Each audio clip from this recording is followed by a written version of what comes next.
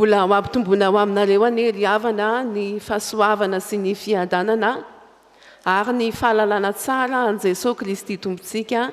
Amen. Ity alahady ity no alahady farany ibanjinantsika ny lohahevitra manao hoe MINOA ny fifaliana ao amin'ny Tompo. Ity alahady ity ihany koa no natokany isika FJKM dia natokana ho alahady ny fiantsoana. Raha mijery ny pelikopa eny aminareo ianareo dia misy soratra ao amin'ny sisiny kely ao hoe alahady ny fiantsoana sefala. Izany hoe sekoly fanomanana laika. Ka miompana bebe kokoa ny amin'izany alahady ny fiantsoana sefala izany no hafatra ny tenin'Andriamanitra amin'ity anio ity. Andeha ry havana ny filazantsara araka ny Lioka toko faharoa ny andininy fahadimy ambin'ny folo ka hatramin'ny faharoapolo no angalantsika hafatra amin'ity anio ity. Filazantsara araka ny Lioka toko faharoa ny andininy fahadimy ambin'ny folo ka hatramin'ny faharoapolo izay efa novonaky ny mpanompony teo. Raha ity filazantsara araka ny Lioka toko faharoa ity ry havana dia manambara nolazain'ny anjely tamin'ny mpiandry ondry ny fahaterahan'i Jesosy Kristy. Fa ao anatin'ity filazantsara ny Lioka toko faharoa ny andininy fahadimy ambin'ny folo sy ny hatramin'ny faharoapolo ity dia andehantsika hibanjina lohahevitra ny manao hoe ny finoana tsy mihanahana no azahoan'ny maro fifaliana. Ny finoana tsy mihanahana no azahoan'ny maro fifaliana.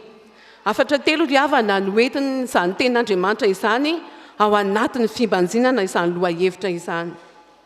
Ny voalohany dia ny andininy fahadimy ambin'ny folo tapany faharoa manao hoe andeha isika kany Betlehema ka izany zavatra vao tonga izany izay nampahafantarin'ny Tompo antsika. Izay manambara ry havana ny hafatra voalohany dia ny hoe handraisana fanapahan-kevitra entitra ny finoana. Handraisana fanapahan-kevitra entitra ny finoana. Inona moa ry havana nataon'ireto mpiandry ondry reto rehefa nandre ny tenin'Andriamanitra izy ireo. Andriamanitra naniraka ny anjeliny ny teny tamin'ny mpiandry ondry. Dia inavy ireo dingana nataon'ny mpiandry ondry raha nandre ny tenin'Andriamanitra izy ireo. Ny voalohany nananan'izy ireo ry havana dia ny hoe nanana finoana sy fahatokiana ny tenin'Andriamanitra ireo mpiandry ondry ireo. Nanana finoana sy fahatokiana ny tenin'Andriamanitra. Tsy mba nisy tao amin'izy ireo ry havana ny hoe fisalasalana akory. Tsy nisalasala izy na dia kely akory ary. Tsy nisy tao amin'izy ireo ny hoe nangata akandro. Tsy nisy tao amin'izy ireo ilay hoe miady hevitra be rehefa nandre ny tenin'Andriamanitra. Tsy tao anatiny mihitsy ilay miady hevitra izay fanaontsika malagasy. Sika malagasy ry havana dia malaza mihitsy ny hoe mahay miady hevitra. Mahay miteny an'izao zavatra rehetrarehetra izao rehefa misy zavatra miseho na misy zavatra lazaina. Fa reto mpiandry ondry reto ry havana dia naneho mihitsy tsy miolakolaka izy ry havana rehefa nandre ny tenin'Andriamanitra fa tonga dia nanana fahatokiana. Dia inona no nataon'izy ireo? Nandray fanapahan-kevitra izy ireo. Mety maromaro izy ireo no mpiandry ondry tao satria ny tenin'Andriamanitra manao hoe ireo mpiandry ondry. Maromaro izy.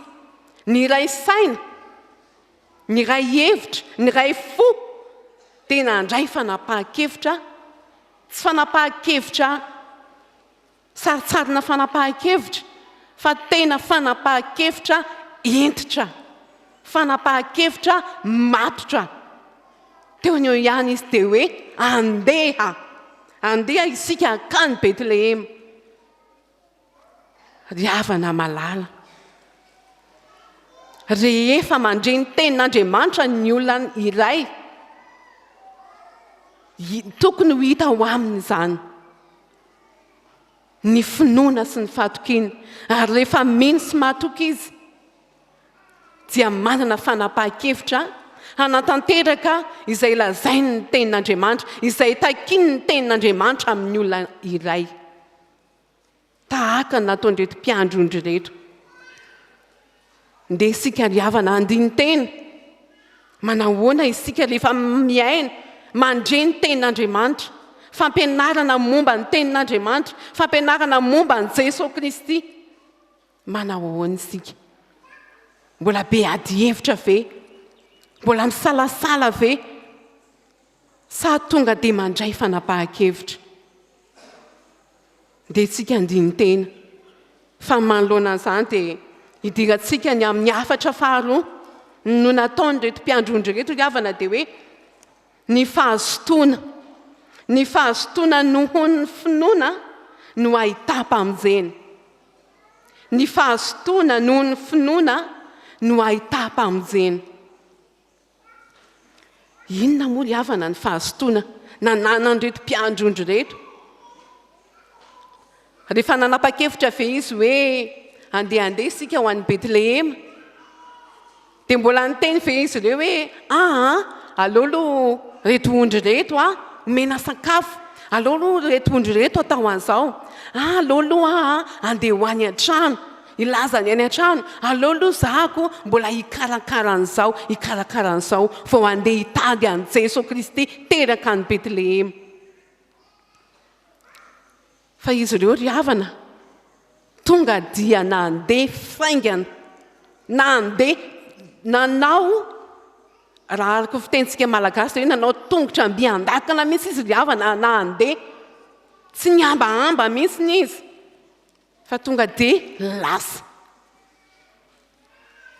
ry havana malala rehefa mandre ny tenin'Andriamanitra isika rehefa mino ny tenin'Andriamanitra isika rehefa mandray fanapahan-kevitra isika hanatanteraka ny hafatra ny tenin'Andriamanitra mbola be fangatakandro ve mbola kamokamo ve fa indraindray ny olona ankehitriny ry havana dia be fangatakandro ary indrindraindrindra moa be alaolana be mialaala miolakolaka izy hanatanteraka n'ilay tenin'Andriamanitra ilay fanapahan-kevitra ny raisiny ho tanterana ny hafatry ny tenin'Andriamanitra izay ndraisiny dia mahita olana foana izy raha mandingitsika rehefa maniraka ny zanatsika ao an-trano ao dia miteny hoe raha ohatra hoe lita zao ny anaran'ilay zaza dia hoe lita mba handany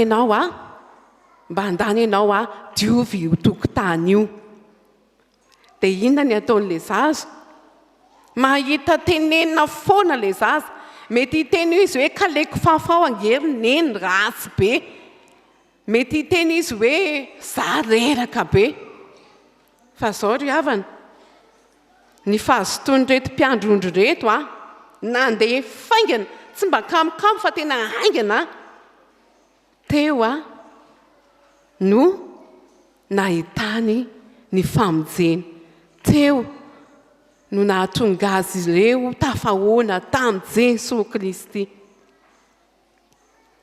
ry havana malala manahoana izasy ianao manoloana ny tenin'Andriamanitra manahoana izasy ianao manoloana ny tenin'Andriamanitra fa tokony handraisana fanapahan-kevitra hientitra ny finoana ananantsika ka hatonga antsika ry havana hanolo tena hitady bebe kokoa an Jesosy Kristy ary tsy ny hitady bebe kokoa an Jesosy Kristy fa mantatra hianatra ny momba an'izany Jesosy Kristy izany dia rehefa mitady an Jesosy Kristy isika rehefa miezaka ny hamantatra an Jesosy Kristy isika ka mazoto mitady azy mazoto mamantatra mazoto mianatra momba an Jesosy Kristy dia hahita famonjena isika manentana antsika ny tenin'Andriamanitra ry havana ankehitriny amin'izao fiantsoana sefala izao manentana anao ny tompon'andraikitry ny sefala foibe mba hanolo tena ianao. Raha nandre ny tenin'Andriamanitra ianao, raha nandray ny tenin'Andriamanitra ka nino ny tenin'Andriamanitra ianao, dia andeha hitady an Jesosy Kristy bebe kokoa, andeha mantatra an Jesosy Kristy bebe kokoa, hianatra momba an Jesosy bebe kokoa mba hampiorina ny finoantsika. Ary rehefa miorina amin'ny finoana isika dia mazoto hatrany hatrany, maharitra hatrany hatrany, na amin'ny fomba hoana tsy hametraka olana ny amin'ny fitediavana an Jesosy Kristy sy ny fianarana, ny fiainona ny tenin'Andriamanitra momba an Jesosy Kristy. Fa ao anatin'izany amin'ny tapany fahatelo ny farandriavana dia ny hoe tsy tafandrimandry amin'ny fitoriana ny filazantsara ny olona tafahoana amin'ny Jesosy Kristy. Izay manambara izany riavana ny ao amin'ny andininy 17 manao hoe ary noho ny efa nahita izy dia nampihely izany teny nolazaina taminy ny amin'izany zaza izany. Teo ny eo mpiandry ondry, tsy nandeha nivily lalakafa taiza, tsy nandeha nivily lalakafa taiza, fa teo ihany izy riavana dia nitoro ny filazantsara, na nambara ny filazantsara, na naparika ny filazantsara. Fa raha reto mpiandry ondry reto riavana ny olakolaka tsy nanatanteraka ny fitoriana ny filazantsara, tsy ho toy izao isika menakavy. Satria reto mpiandry ondry reto no mpitoro ny filazantsara voalohany indrindra tamin'ny nahatongavan'i Jesosy Kristy tonga nofo tetỳ ambonin'ny tany Andriamanitra. Ireo mpiandry ondry ireo riavana nandray andraikitra, naparitaka ny filazantsara, nahatongava ny mpamonjy. Izany mbola antony nahatongavantsika eto, nahafantarantsika fa teraka ny mpamonjy. Ka tsy tafandrimandry amin'ny asa fitoriana filazantsara riavana ny olona tafahoana amin'ny Jesosy Kristy. Koa raha tafahoana tamin'i Jesosy Kristy isika izasa ianao, nahita ny heriny, nahita ny fahefany, nahita ny asa mahagaga nataon'i Jesosy, dia tokony tsy ho tafandrimandry, tokony ho iaho, tokony ho iaho.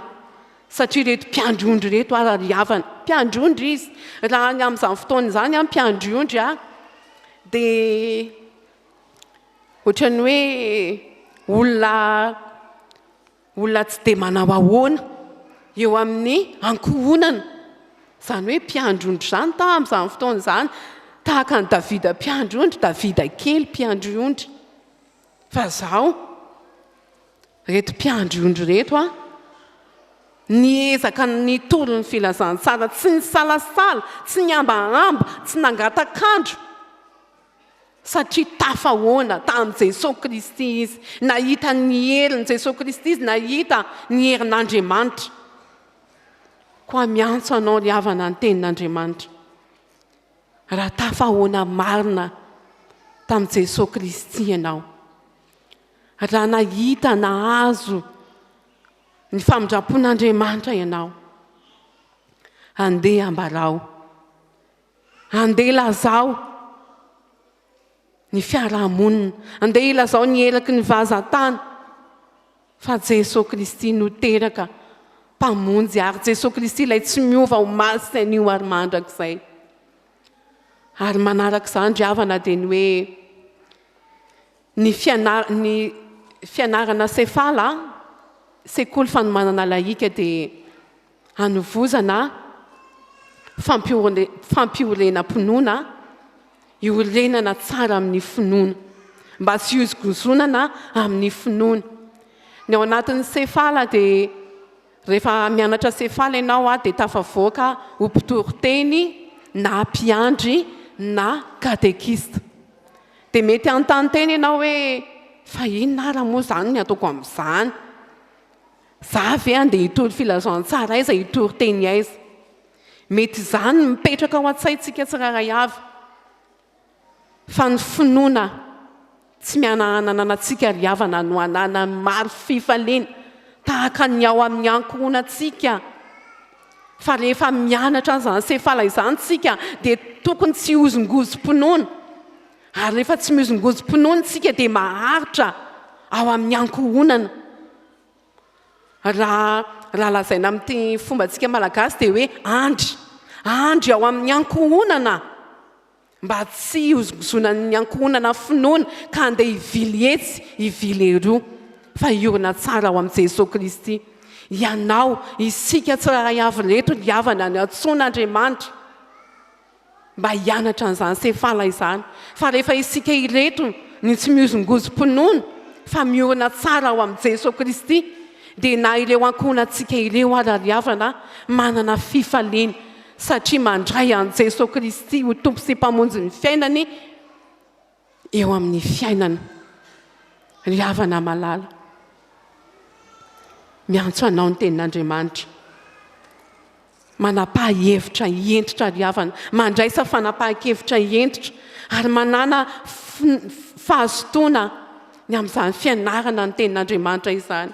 Ary rehefa manana an'izany Jesosy Kristy izany ianao, andeha ambarao fa amin'izao fiainana izao anie ry havana, amin'izao fiainana izao anie ry havana, misy ny tsy miorim-pinoana, misy ny tsy miorina tsara amin'ny finoana, ka lasa mivily etsy mivily eroa, iny manompo andriaman-kafa azy, satria mieritreritra izy ireo hoe mbola ao ve Jesosy sy ny heriny sy ny fahefana. Ambarao amin'ny manodidina anao, mijoro ny vavolombelona amin'ny manodidina anao, ao amin'ny ankohonanao, fa mbola velona Jesosy Kristy teraka ho mpamonjy atsika tsiraray avy. Dia raha hianatra an'izany sefala izany ianao ry havana, dia misy centre maromaro eto amin'ny synodam-paritany arivo avaratrano. Ny akaiky atsika indrindra dia ny ao amin'ny centre faravohatra avaratra, centre andravoahangy fivavahana, centre manjakaray. Dia miandry anao ny tompo ry havana, miandry anao hitory ny filazantsara ary hianatra bebe kokoa momba an' Jesosy Kristy. Amen.